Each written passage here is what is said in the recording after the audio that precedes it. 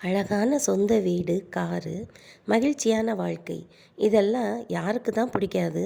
ஆனால் வாழ்க்கையில் எல்லாருக்கும் எல்லாமும் கிடைத்து விடுவதில்லை. ஒரு சிலருக்கு இதெல்லாம் ஈஸியாக கிடைச்சிருது. சிலருக்கு கிடைக்கல. அது ஏன்னு தெரியுமா? நாம் விரும்பின ஒன்று நமக்கு கிடைக்கலைன்னா அதுக்கு நாம தான் காரணம்.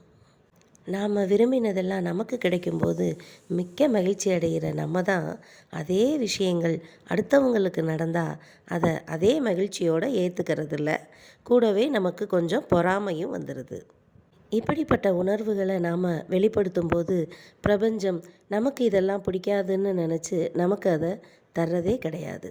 மற்றவர்கள் மகிழ்ச்சியாக இருக்கிற ஒவ்வொரு விஷயத்தையும் நாம் பார்க்கும்போது வாழ்க வளமுடன்னு அவங்கள மனசார வாழ்த்துங்க. வாழ்க வளமுடன் இது ஒரு மந்திர சொல். இதை நம்ம சொல்லிக்கிட்டே இருக்கும்போது மகிழ்ச்சி நம்மக்கிட்ட தானாக வரும்.